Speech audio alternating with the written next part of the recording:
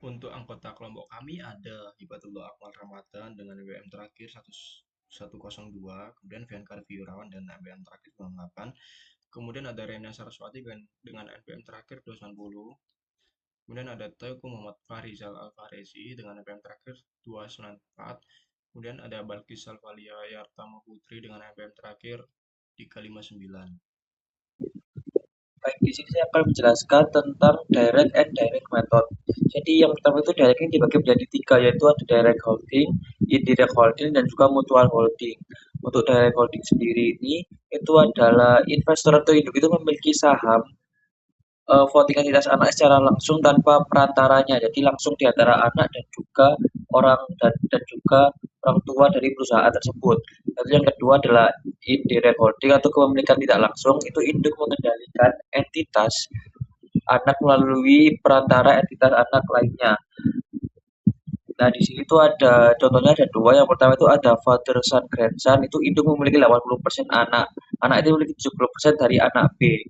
Setelah itu nanti itu non efektif induk di B-nya itu 80%, jadi wajib konsolidasi. Setelah itu yang B itu ada connecting affiliates, itu induk memiliki 80% anak A dan 20% anak B. Total H induk itu jadi 20% tambah 80% dikali 20% sama 52%. Lalu yang ketiga itu adalah mutual holding. Untuk mutual holding sendiri itu adalah saling memiliki saham. Jadi terjadi hubungan kepemilikan timbal balik antar perusahaan di dalam lingkaran afiliasi, yaitu ada dua. Yang pertama itu ada parent mutually owned, yaitu induk memiliki 80% anak A, namun anak A ini berbalik memiliki 10% saham induk. Jadi sama-sama memiliki saham, cuman lebih banyak saham punyanya induk ke A. Itu yang kedua itu adalah connecting affiliates, yaitu induk memiliki 80% anak A dan 20% anak B. Di saat yang sama, anak ini memiliki 40% anak B dan anak B memiliki 20% anak A. Jadi saling saling memiliki saham satu sama lainnya. Baik, ini saya akan menjelaskan tentang equity method of accounting for father son, grandson, and affiliates-nya. Jadi di sini tuh ada apa equity method dari accounting jika father, son, and grandson itu affiliate, jadi saling kayak saling berhubungan gitulah. Nah, di sini ada contoh, yaitu yang pertama itu ada investment income for 2017. Sony determine investment income from toy before Bob determine investment income from son. Nah, jadi ini ada son itu sonnya, yaitu ada pop itu parentsnya, fathernya, dan toy itu adalah grandsonnya. Jadi ada di son book ini nanti Sony mencatat cash sebesar 14.000 dan pada investment interest sebesar 14.000 itu didapatkan dari $20.000 dikali dengan 70%, yaitu kepemilikannya. Setelah itu investment in toy pada income from toy sebesar 28.000, yaitu diambil dari income from toy yaitu $40.000 dikali dengan 70%, yaitu kepemilikan. Setelah itu adanya Sun net income itu sebesar $78.000, jadi didapatkan dari 50.000 ditambah 28.000 yang tadi, setelah itu dikurangi dengan plus 28.000. Setelah itu ada investment in toy-nya yaitu sebesar 119.000, itu didapatkan dari 105.000 ditambah dengan 28.000 income yang tadi dikurangi dengan 14.000 yaitu dividennya. Nah, Pop ini mencatatnya cash sebesar investment insan itu sebesar 24.000 dan juga investment insan pada income from itu sebesar 62.400. Jadi Pop net income from 2017 itu adalah $162.400. Nah, setelah itu di kanan juga ada assume that Pop Corporation 80% of the stock of corporation on January. Jadi di sini tuh ada aset-aset atau perbandingannya lah, yaitu ada Pop, bisa kalian lihat ada Pop, Son, dan juga Toy, yaitu ada $400, $195, dan juga $190 itu order asetnya.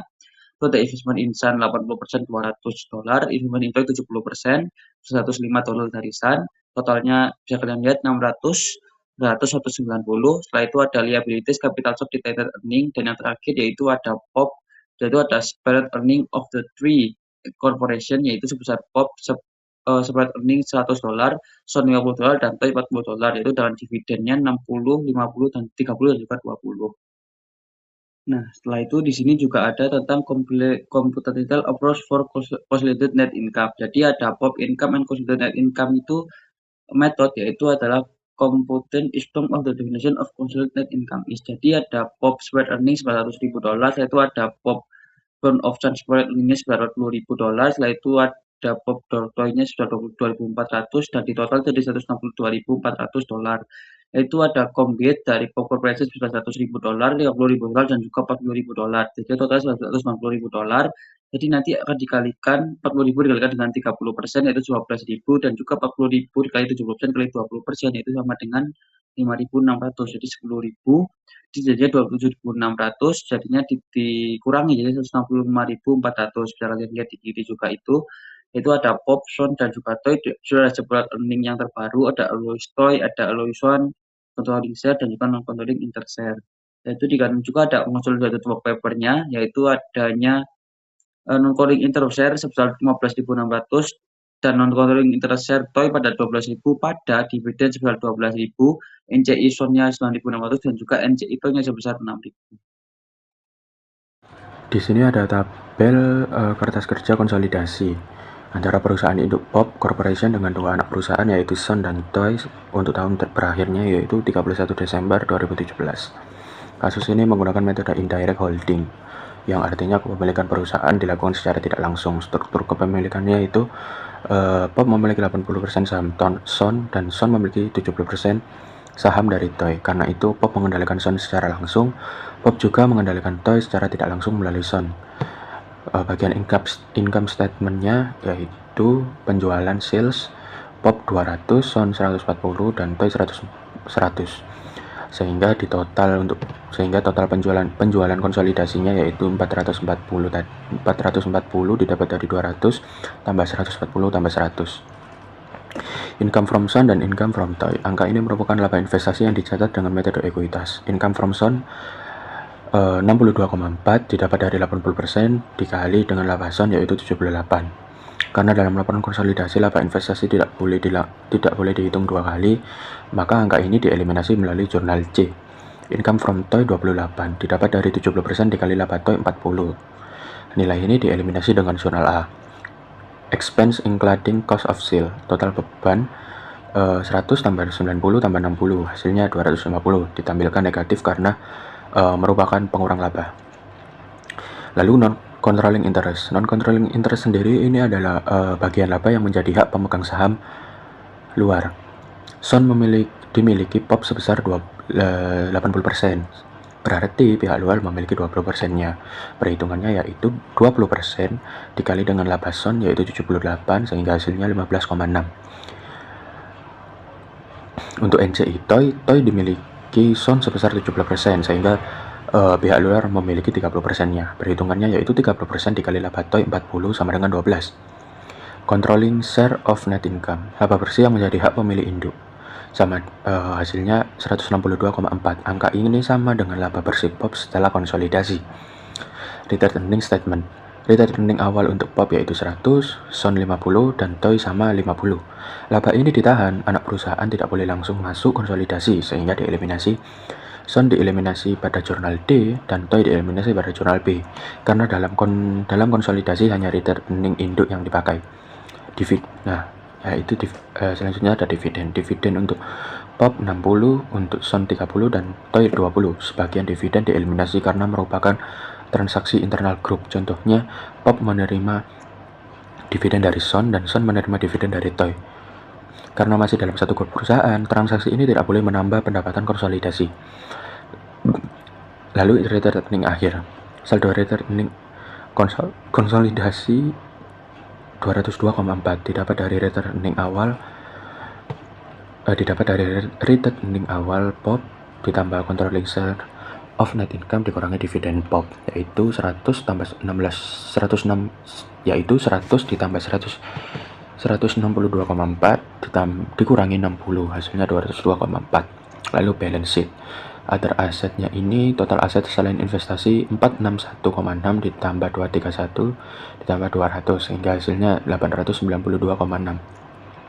Investment in Son dan investment in Toy. Akun investasi dieliminasi karena dalam laporan konsolidasi hubungan induk anak dianggap suatu entitas ekonomi. Investment in Son dieliminasi pada jurnal C dan D.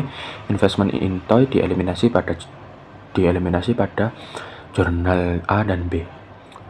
Yang terakhir, non-controlling interest pada neraca. NCI Toy awal yaitu 30% dikali dengan ekuitas awal Toy yaitu 150, hasilnya 45. NCI Son awal 20% dikali ekuitas awal son 250, hasilnya 50. NCI son akhir 20% dikali laba son yaitu 48, hasilnya 9,6. NCI toy akhir didapat dari 30% dikali laba toy 20 sama dengan 6. Lalu di total NCI akhirnya 45 tambah 50 tambah 9,6 tambah 6 sehingga hasilnya 110,6. Selanjutnya di slide ini indirect holding connection affiliate structure. Pada soal ini dijelaskan mengenai struktur kepemilikan tidak langsung atau indirect holding antara perusahaan PET Corporation, SAL Corporation, dan Thai Corporation. Struktur kepemilikan perusahaan, struktur kepemilikannya adalah sebagai berikut, yaitu PET memiliki 70% saham SAL, PET juga memiliki 60% saham Thai. Selain itu, SAL memiliki 20% saham Thai. Artinya PET mengendalikan SAL secara tidak langsung, Thai juga secara langsung sebesar 60%. Thai juga tidak secara langsung melalui SAL. Karena hubungan ini saling terhubung, maka disebut connection affiliate structure. Data investasi tabel berikut menunjukkan nilai investasi masing-masing dari perusahaan. Investasi PET di SAL persentase kepemilikannya 70%, harga perolehan investasi 176.400.000 dan nilai buku ekuitas SAL 164.400. Selisihnya sebesar 12.000 dicatat sebagai goodwill. Investasi PET di Thai kepemilikannya itu 60%, harga perolehan 97.200, nilai bukunya 85.200 sehingga goodwillnya 12.000. Lalu investasi SAL di Thai kepemilikannya 20%, harga perolehan 22.400, nilai bukunya 22.400. Tidak terdapat goodwill karena nilainya sama. Untuk saldo investasi per 31 Desember 2017. Saldo investasi dihitung dari biaya perolehan awal ditambah dengan bagian laba investi sebelum tahun 2018 dan dikurangi dividen. Contohnya investasi PET di SAL yaitu 176.400 ditambah 7.000 sehingga hasilnya 183.400. Laba operasi tahun 2018. Selama tahun 2018 PET memperoleh laba 70.000, SAL memperoleh laba 35.000 dan Thai memperoleh laba 20.000. Namun terdapat laba yang belum terrealisasi atau unrealized profit. Unrealized profit PET menjual tanah ke SAL sehingga menghasilkan laba 10.000. Tetapi karena masih dalam satu grup perusahaan, laba ini belum dianggap benar-benar terrealisasi. Maka laba PET harus dikurangi 10.000. Unrealized profit SAL menjual persediaan ke PET dengan laba 5.000 dan barangnya masih tersisa di persediaan akhir PET. Karena barang belum dijual di keluar grup, laba tersebut juga belum terrealisasi sehingga dikurangi. Separate realized earning. Setelah dikurangi laba yang belum terrealisasi, untuk PET 70.000 dikurangi 10.000 sehingga hasilnya 60.000 dan untuk SAL 35.000 dikurangi dengan 35.000 dikurangi 5.000 sehingga hasilnya 30.000. Thai tetap 20.000 karena tidak ada unrealized profit. Alokasi laba Thai. Laba Thai sebesar 20.000 dibagikan kepada pemegang saham sesuai persentase kepemilikan. Untuk SAL 20% dikali 20.000 hasilnya 4.000 dan untuk PET 60% dikali 20.000 sehingga hasilnya 12.000. Alokasi laba SAL ke PET. Laba SAL setelah menerima laba Thai adalah 30.000 ditambah 40.000 30.000 ditambah 4.000 sehingga hasilnya 34.000. Kemudian PET memperoleh 70% dikali dengan 34 tadi sehingga hasilnya 23.800. Controlling share of consolidated net income. Pendapatan yang menjadi hak pemilik induk yaitu PET dihitung 60.000 ditambah 12.000 ditambah 23.000 sehingga hasilnya 90.800. 60.000 ditambah 12.000 ditambah dengan 23.800 sehingga hasilnya 95.800. Jadi laba bersih konsolidasi yang menjadi hak pemilik induk adalah 95.800. Non-controlling interest. Bagian laba untuk pemegang saham luar pada SAL ini 30% dikali 34.000 sehingga hasilnya 10.200 dan pada Thai 20% dikali 20.000 hasilnya 4.000. Equity Method of Accounting for Connection Affiliate. Pada materi ini dijelaskan bagaimana metode ekuitas atau equity method digunakan pada perusahaan yang memiliki hubungan afiliasi tidak langsung atau connection affiliate. Dalam kasus ini, PET memiliki 70% saham SAL dan PET memiliki 60% saham TAI. SAL juga memiliki 20% dari saham TAI. Karena ada hubungan kepemilikan silang, maka pengakuan laba investasi harus dilakukan secara bertahap dan hati-hati agar tidak jadi perhitungan ganda. Eliminasi unrealized profit. Sebelum laba SAL dan TAI dialokasikan ke PET, terlebih dahulu dilakukan eliminasi terhadap laba yang belum terrealisasi atau unrealized profit. Terdapat dua transaksi antar perusahaan. Yang pertama, penjualan tanah dari PET ke SAL. PET mencatat laba sebesar 10.000. Namun karena tanah masih berada dalam grup perusahaan, laba tersebut belum dianggap terrealisasi sehingga harus dieliminasi. Dan yang kedua ini penjualan persediaan dari SAL ke PET. SAL memperoleh laba 5.000 dari penjualan persediaan. Karena persediaan tersebut masih tersisa di akhir periode, laba tersebut juga belum boleh diakui. Pencatatan investasi SAL pada TAI. SAL memiliki 20% saham TAI. Saat menerima dividen dari TAI membagikan dividen sebesar 10.000. Nah, sehingga bagian SAL ini 20% dikali dengan 10.000 hasilnya 2.000. Jurnalnya yaitu kas bertambah 2.000 dan investasi di TAI berkurang 2.000 karena dividen dianggap pengembalian investasi. Pengakuan laba investasi untuk laba TAI sebesar 20.000, bagian SAL 20% dikali 20.000 hasilnya 4.000. Jurnalnya yaitu investasi di TAI bertambah 4.000 dan pendapatan investasi dari TAI bertambah 4.000. Saldo investasi SAL di TAI. Saldo awal investasi SAL di TAI tadi tahun 2017 yaitu 38.400 ditambah dengan laba investasi tadi 4.000 dan dikurangi dengan dividen 2.000. Maka saldo akhirnya yaitu 38.400 ditambah 4.000 dan dikurangi 2.000 hasilnya 40.400. Pencatatan investasi PET pada TAI. PET memiliki 60% saham TAI. Dividen dari TAI bagian PET 60% dikali 10.000 hasilnya 6.000. Dividen ini mengurangi akun investasi. Pengakuan laba dari TAI. Bagian laba PET 60% dikali 20.000 hasilnya 12.000. Maka investasi bertambah 12.000 dan income from TAI bertambah 12.000. Pencatatan investasi PET pada SAL. PET memiliki 17% saham SAL. Dividen dari SAL membagikan dividen 20.000. Bagian PET-nya yaitu untuk bagian PET 70% dikali dengan 20.000 hasilnya 14.000. Dividen ini mengurangi akun investasi di SAL.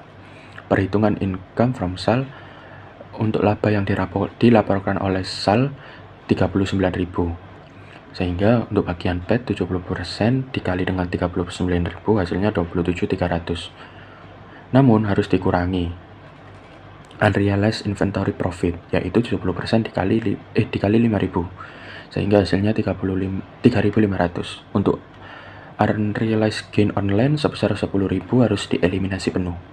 Maka income from SAL-nya yaitu 27.300 dikurangi 3.500 dan dikurangi 100 hasilnya 13.800. Saldo akhir investasi PET. Investasi di SAL-nya itu saldo awalnya 183.400 ditambah dengan laba investasi 13.800 dan dikurangi 14.000. Dividennya yaitu 14.000 sehingga saldo akhirnya 183.200. Untuk investasi di TAI saldo awalnya 115.200 ditambah dengan income investasi 12.000 dan dikurangi dividennya 6.000 sehingga saldo akhirnya 121.200. Nah, selanjutnya di sini ada consolidation work paper equity method. Pada bagian ini dijelaskan kertas kerja konsolidasi antara PET Corporation, SAL Corporation, dan TAI Corporation untuk akhir yang bertahun pada 31 Desember 2018. Konsolidasi dilakukan menggunakan equity method dengan memperhatikan kepemilikan tidak langsung, transaksi antar perusahaan, serta eliminasi laba yang belum terrealisasi. Untuk struktur kepemilikannya sendiri, hubungan antar perusahaannya yaitu PET memiliki 70% saham SAL, PET memiliki 60% saham TAI, dan SAL memiliki 20% saham TAI. Karena itu, PET menjadi perusahaan induk yang mengendalikan SAL dan TAI. Income statement Untuk sales penjualan masing-masing perusahaannya yaitu PET, untuk PET 200, untuk SAL 150 dan TAI 100. Jadi sehingga totalnya yaitu 450. Namun terdapat penjualan antar perusahaan sebesar 15 yang harus dieliminasi melalui jurnal A. Maka penjualan konsolidasinya yaitu 450 tadi dikurang dengan 15 sehingga hasilnya 435. Income from SAL dan income from TAI. Income from SAL-nya sendiri ini PET mencatat pendapatan investasi dari SAL sebesar 13,8. Karena dalam laporan konsolidasi, akun investasi tidak boleh dihitung 2 kali. Maka dieliminasi melalui jurnal G. Income from TAI. PET mencatat income from TAI-nya yaitu 12 dan SAL mencatat income from TAI-nya 4. Sehingga totalnya yaitu 16. 12 ditambah 4 tadi. Jumlah ini dieliminasi melalui jurnal D. Gain on land. PET menjual tanah kepada SAL dan memperoleh laba 10. Karena tanah masih berada dalam grup perusahaan, laba tersebut belum direalisasi sehingga harus dieliminasi penuh. Maka gain on land-nya 10 dieliminasi melalui jurnal C. Cost of sales. Beban pokok penjualan untuk PET 100, SAL 80 dan TAI 50 sehingga didapatkan total 230. Namun terdapat eliminasi transaksi persediaan antar perusahaan sebesar 15. Maka cost of sales konsolidasinya yaitu 230 tadi dikurangi dengan 15 sehingga hasilnya 220. Other expense total beban lainnya 40 ditambah 35 ditambah 30 sehingga hasilnya 105. Non-controlling interest pada SAL, pemegang saham luar memiliki 30% saham SAL. Laba SAL setelah dieliminasi yaitu 39 dikurangi 5 sehingga hasilnya 34. Nah, sehingga bagian NCI-nya ini 30% tadi dikali dengan 34 sehingga hasilnya 10,2. Non-controlling interest pada TAI, pemegang saham luar memiliki 20% saham TAI sehingga 20% dikali 20 hasilnya 4. Controlling share of net income. Laba bersih yang menjadi hak perusahaan induk adalah 95,8. Nilai ini berasal dari laba PET, bagian laba dari SAL, bagian laba dari TAI setelah dikurangi eliminasi unrealized profit. Retained earning awal untuk PET ini 223, SAL 50 dan TAI 80. Retained earning SAL dan TAI dieliminasi karena dalam konsolidasi hanya retained earning induk yang dipertahankan. Retained earning akhirnya yaitu perhitungannya hasilnya 278,8. Nilai ini menjadi retained earning konsolidasi. Dan untuk balance sheet-nya, other asset-nya total aset lainnya 50,6 ditambah 19,6 ditambah 85 sehingga hasilnya 115,2. Untuk inventory sendiri 50 ditambah 40 ditambah 15 dikurangi 5 sehingga hasilnya 100. Pengurangan 5 ini berasal dari unrealized profit persediaan. Plan asset net. Aset tetap bersihnya 400 tambah 200 tambah 100 kurang 10 sehingga hasilnya 690. Pengurangan 10 berasal dari eliminasi gain on land. Investment account. Akun investasi dieliminasi agar tidak jadi perhitungan ganda. Investment in SAL dieliminasi sebesar 183,4, investment in TAI dieliminasi sebesar 115,2 dan 38,4. Karena investasi perusahaan induk harus dihapus terhadap ekuitas anak perusahaan. Goodwill-nya sendiri, goodwill yang diakui dari investasi SAL yaitu 12 dan investasi TAI-nya goodwill-nya yang diakui yaitu 12 sehingga total goodwill-nya 24. Total aset konsolidasinya yaitu total aset setelah konsolidasinya yaitu 969,2. Hasil nilai ini sama dengan total kewajiban, ekuitas, dan non-controlling interest sehingga neraca ini tetap seimbang. Nah, selanjutnya di sini ada consolidation work paper equity method. Pada bagian ini dijelaskan kertas kerja konsolidasi antara PET Corporation, SAL Corporation, dan TAI Corporation untuk akhir yang bertahun pada 31 Desember 2018. Konsolidasi dilakukan menggunakan equity method dengan memperhatikan kepemilikan tidak langsung, transaksi antar perusahaan, serta eliminasi laba yang belum terrealisasi. Untuk struktur kepemilikannya sendiri, hubungan antar perusahaannya yaitu PET memiliki 70% saham SAL, PET memiliki 60% saham TAI, dan SAL memiliki 20% saham TAI. Karena itu, PET menjadi perusahaan induk yang mengendalikan SAL dan TAI.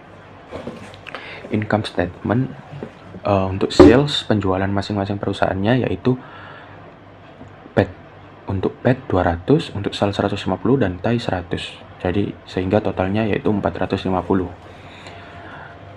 Namun terdapat penjualan antar perusahaan sebesar 15 yang harus dieliminasi melalui jurnal A. Maka penjualan konsolidasinya yaitu 450 tadi dikurang dengan 15 sehingga hasilnya 435. Income from SAL dan income from TAI. Income from SAL-nya sendiri ini PET mencatat pendapatan investasi dari SAL sebesar 13,8. Karena dalam laporan konsolidasi, akun investasi tidak boleh dihitung dua kali, maka dieliminasi melalui jurnal G. Income from TAI. PET mencatat income from TAI-nya yaitu 12 dan SAL mencatat income from TAI-nya 4. Sehingga totalnya yaitu 16. 12 ditambah 4 tadi.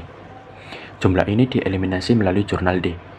Gain on land. PET menjual tanah kepada SAL dan memperoleh laba 10. Karena tanah masih berada dalam grup perusahaan, laba tersebut belum direalisasi sehingga harus dieliminasi penuh. Maka gain on land-nya 10 dieliminasi melalui jurnal C.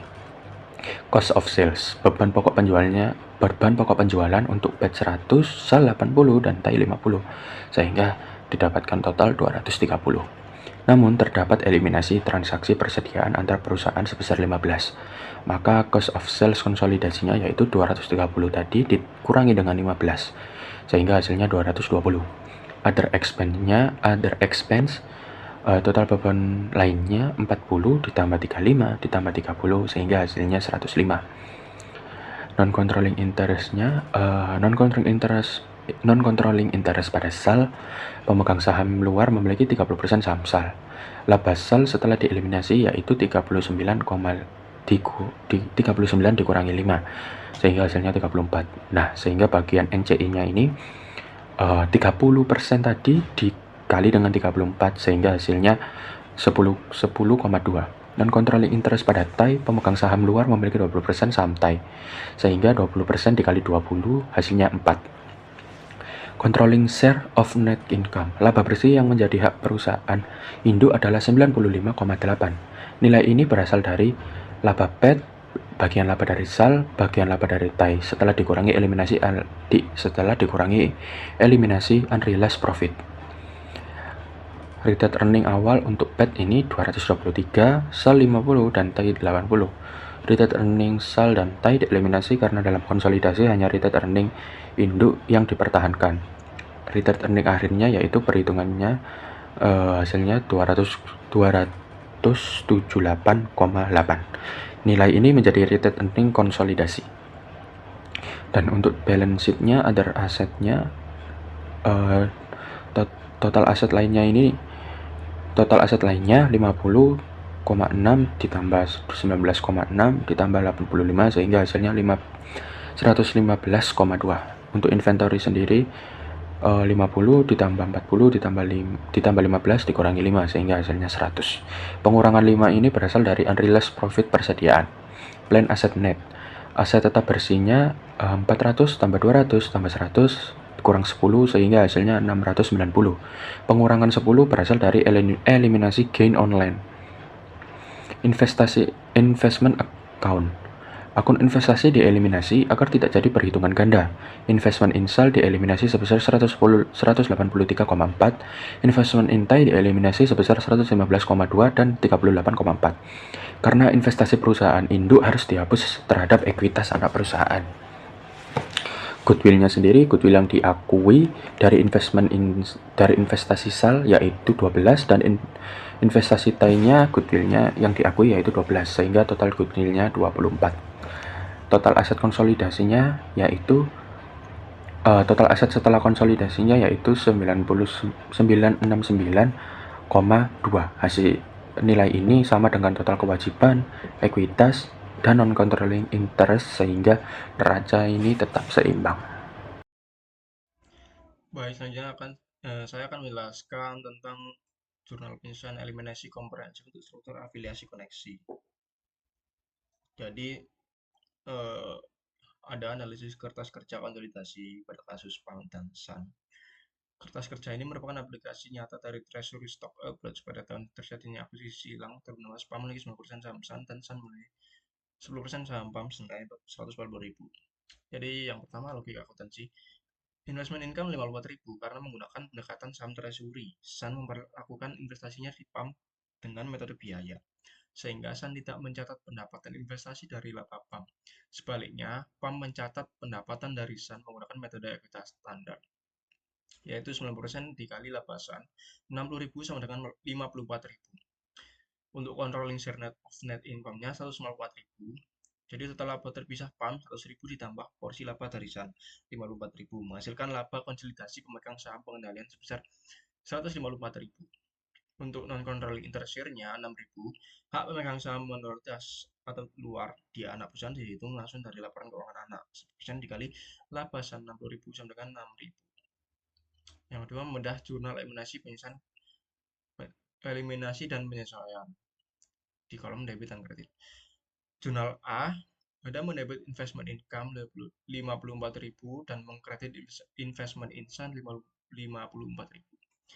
Jurnal ini membalikan efek metode ekuitas yang dicatat oleh PAM selama tahun berjalan agar saldo akun investasi kembali ke saldo awal akuisisi. Pada jurnal B ada mengeliminasi akun ekuitas milik SAN di RE 200.000 dan KCS capital stock 200.000. Saldo ini dibandingkan dengan akun investment insan awal sebesar 540.000 yaitu dari 90% dikali 600.000 dan memunculkan hak minoritas awal non controlling interest sebesar 60.000 sama dengan 10% dikali 600.000. Jurnal C ada inti pendekatan saham treasury. Jadi mendebit treasury stock 140.000 dan mengkredit investment income 140.000.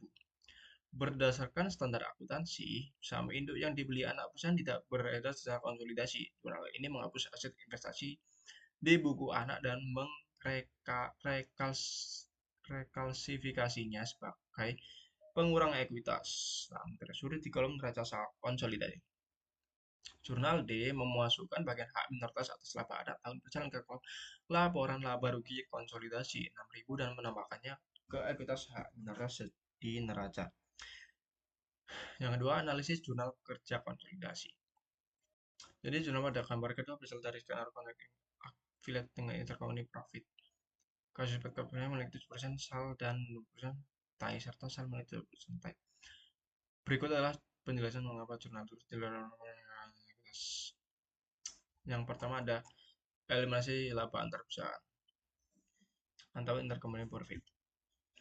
Pada jurnal A dan B, transaksi persediaan. SAL menjual inventaris ke PET dengan keuntungan internal 5.000 yang masih mengendap. Jurnal A mengeliminasi nilai penjualan silang sebesar 15.000 agar tidak mengembungkan pendapatan konsolidasi.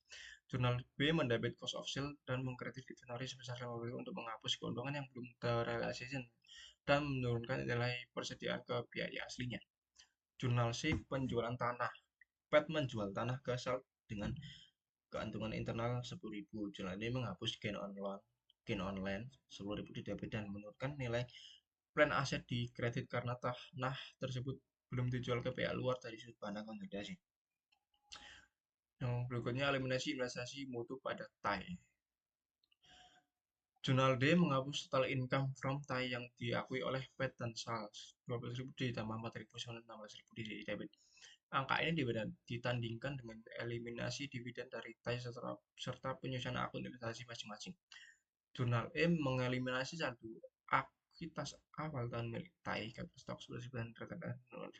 Akun ini ditandingkan dengan saldo investasi awal milik PET dan milik PET 115.200 dan sel 38.400 memunculkan aset goodwill 12.000 serta menetapkan saldo awal non controlling interest TAI 38.400.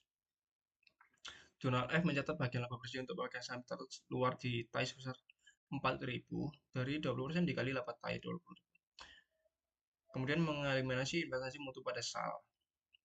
Jurnal G menghapus akun income from SAL sebesar 13.800 yang dicatat di buku PET. Jurnal H mirip dengan jurnal E. Jurnal E menghapus ekuitas awal milik SAL pada stok 200.000 dan RE 50.000 terhadap saldo investasi awal milik PET 183.400. Jurnal ini juga menunjukkan goodwill 20.000 dan saldo awal non interest SAL 78.600. Jurnal I memasukkan beban hak menurut SAL sebesar 10.200 ke laporan keuangan konsolidasi. Angka ini berasal dari laba SAL yang telah disesuaikan dengan keuntungan persediaan internal. 30% dikali laba dilaporkan 39.000 dikurangi laba internal 5.000 sebenarnya 10.200. Oke. Baik, saya akan menjelaskan tentang mutual holding atau saham Indo yang dimiliki oleh anak perusahaan. Parent stock held by subsidiary. Jadi situasi mutual holding atau kepemilikan bersama terjadi ketika perusahaan-perusahaan afiliasi memegang kepemilikan saham satu sama lain. Ketika saham perusahaan induk dimiliki oleh anak perusahaan dari sudut pandang konsolidasi, saham tersebut dianggap tidak beredar atau not outstanding. Karena itu, saham induk yang dipegang anak perusahaan tidak boleh dilaporkan sebagai saham beredar dalam neraca konsolidasi. Praktik akuntansi mewajibkan eliminasi atas akun kepemilikan tersebut. Terdapat dua metode yang diterima secara umum untuk memperlakukan saham induk yang dipegang anak perusahaan, yaitu treasury stock approach untuk menggunakan saham treasury dan conventional approach atau pendekatan konvensional. Selanjutnya ada treasury stock approach atau pendekatan saham treasury. Jadi penilaian ini menganggap saham induk yang dibeli oleh anak perusahaan sebagai saham treasury atau treasury dari entitas konsolidasi. Pencatatan buku anak perusahaan relasi pada saham induk tetap dipertahankan pada buku anak perusahaan menggunakan cost method atau metode biaya. Penyajian laporan keuangan, yaitu nilai investasi tersebut akan dikurangkan sebesar harga perolehan atau at cost langsung dari bagian ekuitas pemegang saham pada neraca konsolidasi. Selanjutnya ada contoh mutual holding menggunakan treasury stock approach, yaitu di buku ada correlation dan subsidiary. Jadi struktur kepemilikan dan data dasar dari angka yang tertera di laporan kita dapat mengidentifikasi kondisi berikut, yaitu kepemilikan POP atas SON. POP memiliki 80% saham SON, terdiri dari eliminasi ekuitas SON yang dialokasikan 80% ke investasi dan 20% ke NCI. Kepemilikan SON atas POP atau mutual holding SON membeli saham POP senilai 70.000 di kolom laporan terpisah SON. Angka ini dicatat sebagai akun investment in POP atau ETCOS sebesar 70.000 karena menggunakan treasury stock approach. SON mencatatnya dengan metode biaya. Kemudian menganalisis jurnal eliminasi dan penyesuaian. Terdapat 3 jurnal eliminasi utama yang krusial dalam menyusun laporan konsolidasi ini. Jurnal A mengeliminasi pendapatan investasi intercompany. Income from SON 24.000 di sisi debit dan dividen, 16.000 di sisi kredit pada Barison, serta investment in SON 8.000 di sisi kredit.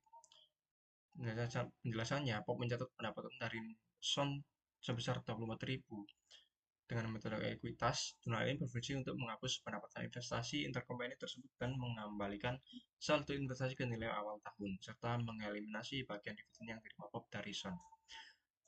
Jurnal B ada mengeliminasi ekuitas anak perusahaan SON atau mencatat hak minoritas atau NCI. Common stock-nya 200.000 dan retained earning awal 100.000 milik SON di debit, yaitu dieliminasi, ditandingkan dengan investment in SON 240.000 di sisi kredit, 8% dari total ekuitas SON sekitar 300.000, memunculkan non-controlling interest atau NCI awal 60.000 di sisi kredit, 20% dari 300.000. Jurnal standar konsolidasi untuk menghapus saldo modal dan laba ditahan anak perusahaan agar tidak terjadi perhitungan ganda atas aset bersih anak perusahaan. Ya, jurnal C, reklasifikasi investasi saham induk menjadi saham treasury. Treasury stock 70.000 di sisi debit pada bagian paling bawah ekuitas. Investment in POP 70.000 di sisi kredit, menghapus akun investasi yang ada di buku SON. Ini adalah inti dari treasury stock approach. Saham POP induk yang dibeli oleh SON seharga 70.000 tidak boleh dianggap sebagai aset. investment dalam laporan konsolidasi. Akun tersebut didebit ke akun saham treasury atau treasury tag, treasury stock yang secara otomatis akan mengurangi total ekuitas pemegang saham konsolidasi pada neraca. Nah, untuk perhitungan laba dan saldo labanya, laba bersih konsolidasi, laba terpisah POP 116 termasuk di dalamnya dividen dari SON, ditambah laba bersih SON 30.000 sama dengan 146.000. Setelah dikurangi eliminasi akun income from SON, 4.000 total laba bersih gabungan menjadi 122.000. Alokasi labanya, NCI share diambil 20% dari laba bersih SON, yaitu 6.000. Controlling share net income 122.000 dikurangi 6.000 sama dengan 116.000. Angka 116.000 ini dibawa turun ke laporan saldo laba ditahan atau retained earning. Retained earning konsolidasi saldo awal POP 184.000 ditambah laba bagian induk 116.000 tadi dikurangi dividen yang dibayarkan ke luar atau 60.000 dikurang 60.000 sedangkan 240.000. Angka ini yang kemudian dibawa ke bagian neraca konsolidasi. Hasil akhir neraca konsolidasi ada common stock 500.000 hanya mencerminkan modal saham milik POP yang dipegang oleh pihak luar. RE atau retained earning 240.000 hanya mencerminkan saldo laba konsolidasi hasil bertanggung di atas. NCI 62.000 hasil dari NCI awal 6.000 ditambah NCI share atas laba 6.000 dikurangi NCI atas dividen SON 4.000. Treasury stock minus 20.000. Angka ini diletakkan dalam kurung sebagai pengurangan total ekuitas. Jadi melalui kertas kerja ini terlihat bahwa treasury stock upload berhasil menyajikan laporan konsolidasi yang bersih dari menggunakan silang intercompany akun investment in POP milik SON telah lenyap dan nilainya terpotong langsung di bagian ekuitas konsolidasi sebagai saham treasury sebesar 10.000. Selanjutnya ada conventional approach atau pendekatan konvensional. Berbeda dengan pendekatan saham treasury, pendekatan konvensional menganggap saham induk yang dibeli anak perusahaan sebagai saham yang ditarik secara konservatif. Saham modal dan saldo laba yang terkait dengan proporsi kepemilikan anak perusahaan tidak akan muncul dalam laporan keuangan konsolidasi. Pencatatan induk perusahaan akun modal saham dan saldo laba perusahaan induk langsung dikurangi di buku induk untuk mencerminkan ekuitas yang hanya dimiliki oleh pemegang saham luar. Eliminasi anak perusahaan pada induk dicatat menggunakan equity method dan nantinya dieliminasi terhadap akun ekuitas induk secara normal. Pembagian pendapat bersama dari allocation of mutual income karena kedua perusahaan saling memiliki saham. Laba bersih milik induk tidak bisa dihitung sebelum laba anak diketahui. Begitu juga sebaliknya. Untuk memecahkan masalah ini, induk anak perlu mematikan bersama simulation news equation. Sebagai contoh, jika induk P memiliki 9% anak dan anak memiliki 10% induk, bersamanya berbentuk P sama dengan laba terpisah P ditambah 0,9 S. S sama dengan laba terpisah S ditambah 0,1 P. Setelah nilai P dan S pada tingkat konsolidasi ditemukan mulai substitusi, angka tersebut dikaitkan dengan persentase kepemilikan luar untuk menentukan laba bersih konsolidasi pengendalian dan kepentingan non pengendali atau NCI.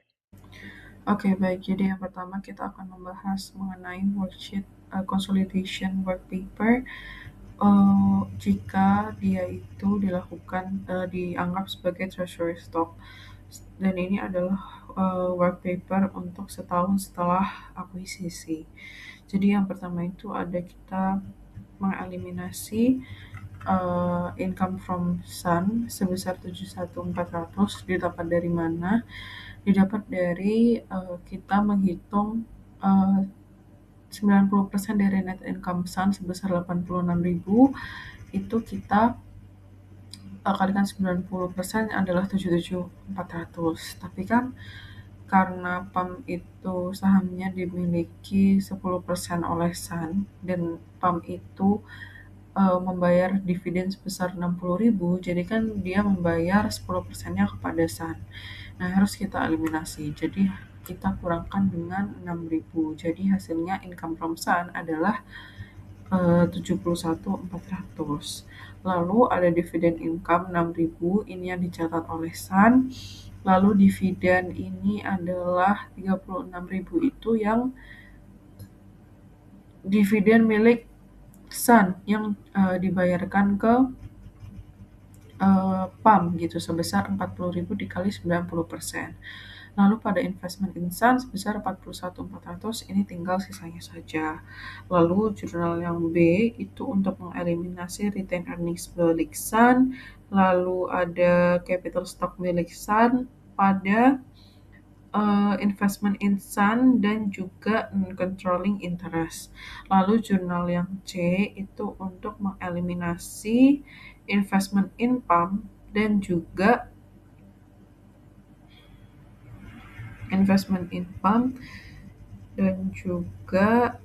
treasury stock gitu. Lalu yang D itu untuk non-controlling interest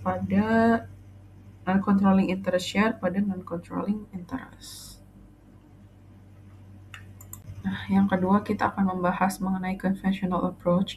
Jadi kan kalau misalkan anak itu membeli saham induk itu bisa dianggap sebagai treasury atau bisa dicatat dengan conventional approach. Jadi kalau conventional approach ini, dia itu pembelian saham parent oleh subsidiary itu akan dianggap seperti parent membeli kembali sahamnya sendiri. Jadi contohnya di sini, PAM yang pertama pasti tanggal 1 Januari, PAM itu mengakui 90% kepemilikan Sun pada book value sebesar 540.000. Nah, lalu di sini pada tanggal 5 Januari ternyata Sun itu membeli 10% saham milik PAM gitu. Jadi di sini yang awalnya investment insan sebesar 540 harus kita kurangi sebesar 140. 140.000 itu dari mana? Dari capital stock dan juga milik retained earnings PAM itu sebesar 1.400 atau 1.400.000. Jadi yang dieliminasi sebesar 10%-nya adalah 140.000. Nah, di sini capital stock-nya juga 10%-nya, retained earnings-nya juga 10%-nya. Nah, di sini kenapa harus kita eliminasi? Yang pertama itu untuk mengurangi equity internal group, yang kedua untuk membuat consolidated equity hanya mempresentasikan pihak luar, jadi yang untuk pihak antar perusahaan eliminasi antar perusahaan afiliasi itu tidak ditampilkan atau tidak direpresentasikan.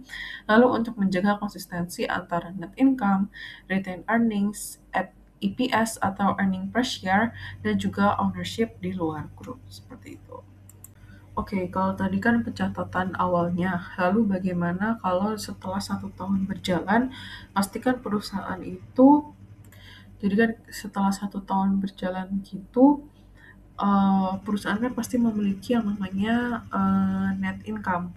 Jadi bagaimana cara mengalokasikannya kalau misalkan ada mutual income gitu. Jadi kalau misalkan karena parent ini memiliki subsidiary dan juga subsidiary itu juga memiliki parent, maka income-nya itu akan saling mempengaruhi. Sehingga untuk cara mengalokasikannya itu kita bisa menggunakan seperti persamaan matematika ini ya. Jadi kita menggunakan untuk yang parent itu, jadi ada parent kan punya separate earnings-nya sendiri atau pendapatannya dia sendiri. Lalu akan kita tambahkan dari 90% dari earnings atau pendapatan yang didapatkan oleh Sun. Nah, untuk Sun itu pendapatan Sun sendiri, contohnya di sini adalah 60.000, akan kita tambahkan 10% dari pendapatan yang boleh dia akui atas kepemilikan saham parent sebesar 10.000. Jadi, kita hitung dulu dari yang milik parent. Parent itu punya separate earning sebesar 100.000. Lalu akan kita tambahkan 90% income atau earnings dari Sun. Nah, earning dari Sun itu kan ada earning dia sendiri 60.000 plus 10% dari pendapatan yang boleh dia akui ke atas kepemilikan sahamnya di parent. Jadi ini kenapa 0,9 akan kita kalikan 60.000 dan juga 0,1 P atau 0,1 P itu 10% yang dia dapatkan dari parent.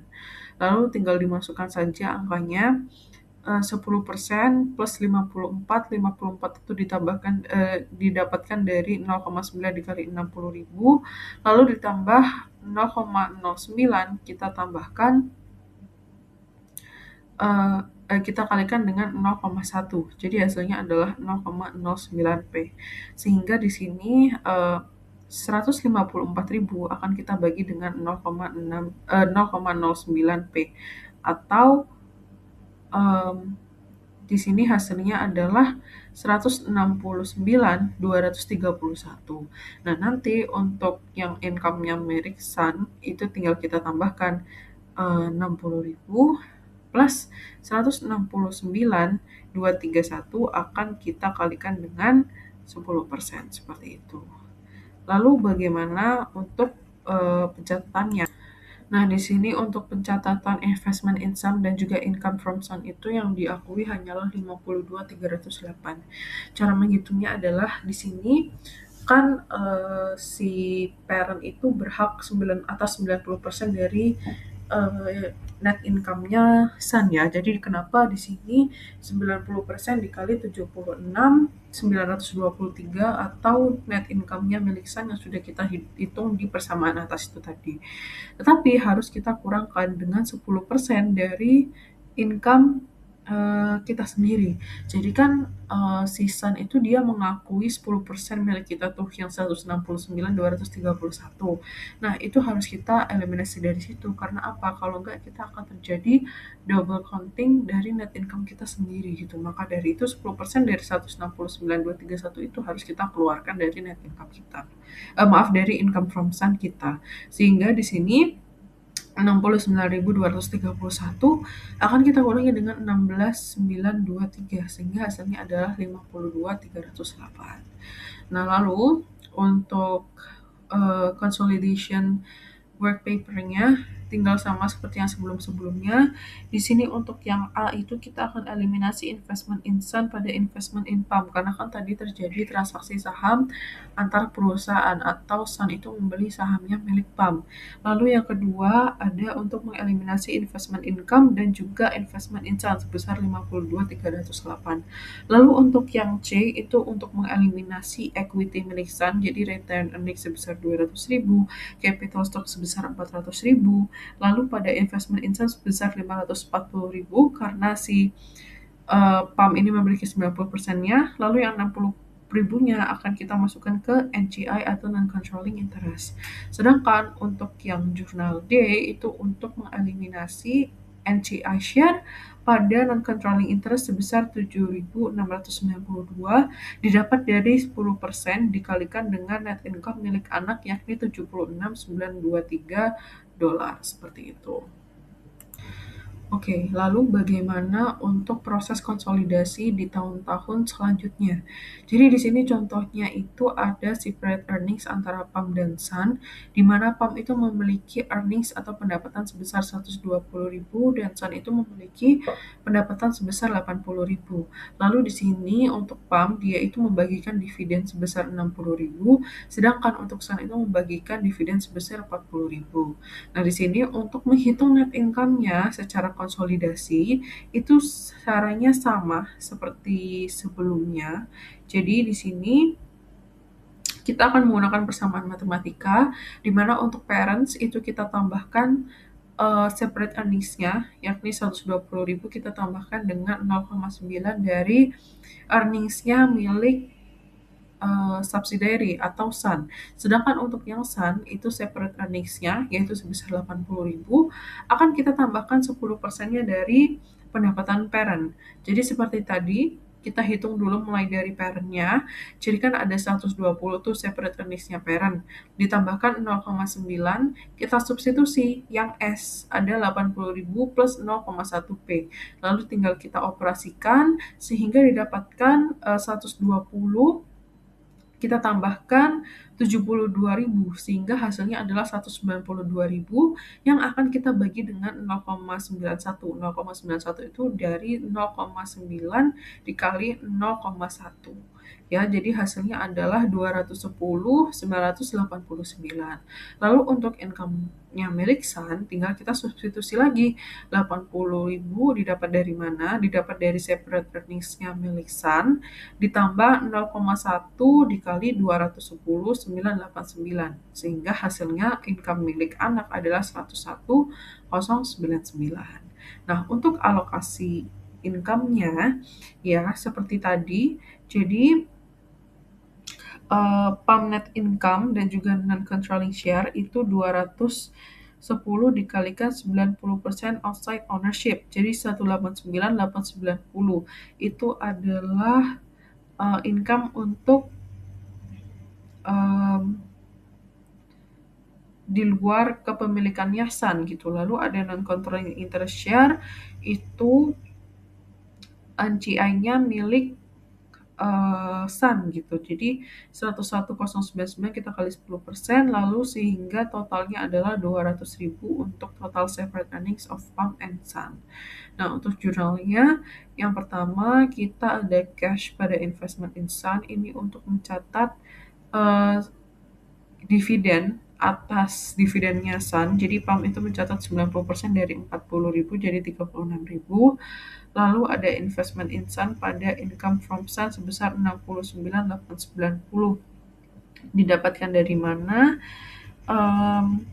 Ini bisa dari net income PAM secara konsolidasian kita kurangkan dengan 120 atau 90% dari Sun income yaitu sebesar 101.099 kita kali 90% lalu dikurangi 10% PAM's income on consolidated basis atau 210.989 dikali 10% sehingga hasilnya adalah 69.890. Lalu di sini ada investment in Sun pada dividen sebesar 6.000 di mana ini adalah dividen milik parent yang harusnya dibayarkan kepada Sun. Jadi harus kita eliminasi. Sehingga di sini saldo investment in Sun milik PAM pada tanggal 31 Desember adalah jadi kan awalnya investment in Sun saldonya adalah 452.308. Lalu kita tambahkan investment income sebesar 69.890 ditambahkan dividen yang dibayarkan kepada Sun sebesar 6.000 lalu dikurangkan dividen yang kita dapatkan dari Sun sebesar 36.000 sehingga hasilnya adalah 492.198. Oke, sekarang untuk work paper entry-nya atau consolidation work paper-nya itu sama seperti tahun-tahun sebelumnya. Jadi untuk jurnal yang A itu kita akan mengeliminasi investment in Sun pada investment in PAM dulu kan atas kepemilikan 10% saham PAM yang dimiliki oleh Sun. Lalu untuk jurnal yang kedua itu untuk mengeliminasi income from Sun pada investment in Sun sebesar 69.890. Lalu ada dividend income sebesar 6.000, lalu ada investment in Sun sebesar 39.890 dan juga ada dividen sebesar 36.000. Lalu untuk jurnal yang C itu kita untuk mengeliminasi equity milik Sun yaitu return earnings sebesar 260, capital stock sebesar 400 dan juga saldo investment in Sun sebesar 592.308 dan juga non controlling interest sebesar 67.692. Lalu untuk yang D itu untuk mengeliminasi non controlling interest share pada non controlling interest dan juga dividen milik NCI dari Sun gitu sebesar 10.110 untuk NCI share-nya, lalu dividennya sebesar 4.000 dan juga non-controlling interest-nya sebesar 6.110.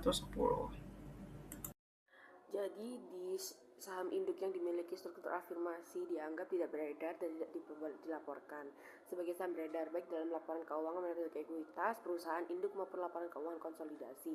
Terdapat dua metode yang dilakukan untuk menganalisis data kepemilikan saham timbal balik. Yang pertama itu pendekatan saham yang diperoleh kembali. Yang kedua itu pendekatan konvensional. Nah, di situasi ini di mana kepemilikan timbal balik terjadi antara sesama anak perusahaan, yang berarti pendekatan struktur stok tidak dapat diterapkan sehingga perbedaan konvensional ini menjadi metode yang wajib digunakan. Nah, di struktur hubungan ini diilustrasikan dengan melalui diagram 3 perusahaan yaitu PAL, SET, dan TON, di mana PAL memiliki kepemilikan langsung sebesar 80% di SET, dan SET memiliki kepemilikan 70% di TON, dan di TON memiliki kepemilikan balik sebesar 10% di SET.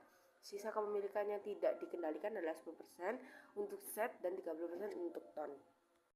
Pemilikan dalam neraca saldo, tabel kiri atas ini dijelaskan dalam laporan keuangan. Yang pertama, entitas yang terlihat itu ada 3 perusahaan, yaitu kan PAL, SET, dan TON. Nah, di hubungan kepemilikan ini, PAL memiliki 80% saham. Nah, nilai investasinya itu 340.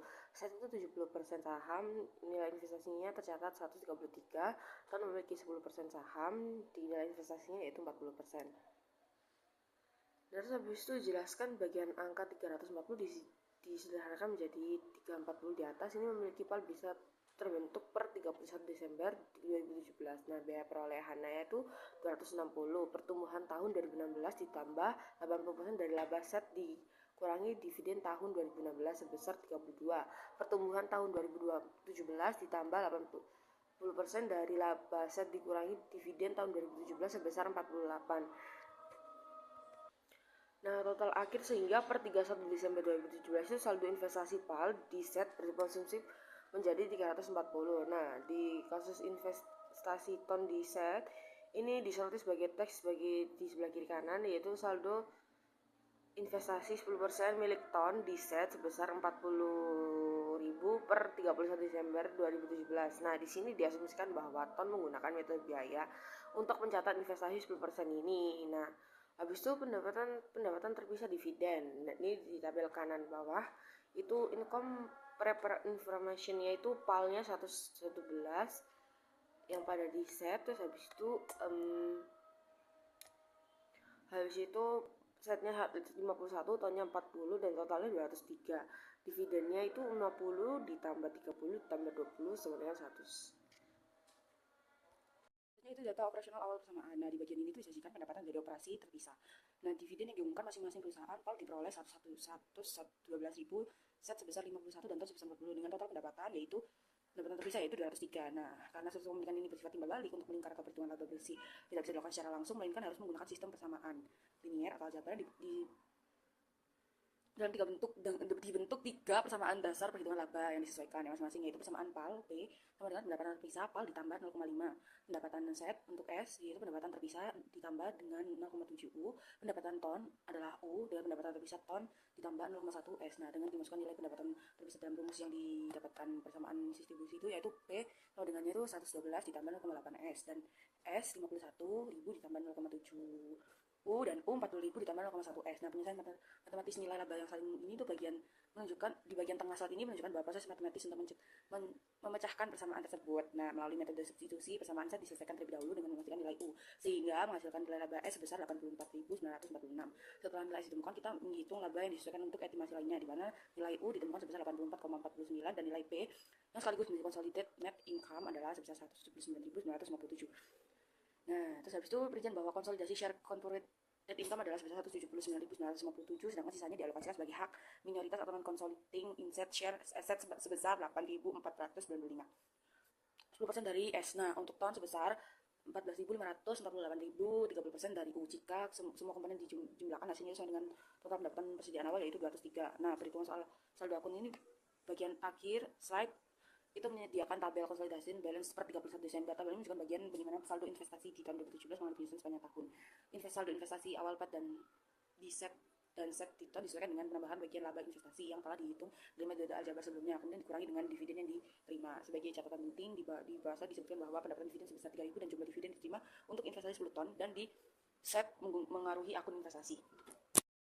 Menggunakan metode ekuitas untuk PAL, corporate, dan anak perusahaan pada tanggal 31 Desember 2018. Fokus utama dari kertas ini adalah menunjukkan bagaimana laporan keuangan dari entitas induk dan entitas anak digabung menjadi satu kesatuan laporan keuangan konsolidasi yang utuh melalui proses penyesuaian dan eliminasi. Nah, dalam proses kerja ini tuh proses konsolidasi dibagi menjadi 3 bagian utama yang saling sistematis. Bagian pertama itu laporan laba rugi yang menghitung konsolidasi laba dari masing-masing entitas serta menentukan bagian laba kepentingan pengendalian sebelum akhirnya menghasilkan laba bersih konsolidasi yang diatribusikan ke pemilik induk. Laba bersih konsolidasi ini kemudian dialihkan ke bagian 2 yaitu laporan laba ditahan. Untuk menghitung laporan ditahan pada 31 Desember setelah disesuaikan dengan dividen yang dibagikan. Saldo akhir laba ditahan disebut kemudian diturunkan lagi ke bagian ketiga yaitu neraca balance sheet guna menyeimbangkan total aset dan total liabilitas ekuitas konsolidasi. Nah, yang perlu ditekankan saat presentasi itu adalah ada fungsi dari kolom adjustment eliminasi, penyesuaian, dan eliminasi di bagian tengah. Nah, di kolom debit dan kredit ini digunakan untuk menghapus akun-akun timbal balik yang tidak boleh muncul dengan laporan konsolidasi seperti akun investasi anak perusahaan dan bagian laba dari anak perusahaan, serta mengeliminasi saldo laba dalam tahap awal dari anak perusahaan melalui jurnal eliminasi. Akun seperti aset, kelebihan nilai wajar, seberapa goodwill, serta hak-hak kepentingan non pengendalian dapat disajikan dengan nilai yang tepat dan objektif dalam kolom akhir consolidated statement. Baik, sekian presentasi dari kelompok kami. Mohon maaf jika ada kesalahan kata maupun kalimat. Wassalamualaikum warahmatullahi wabarakatuh.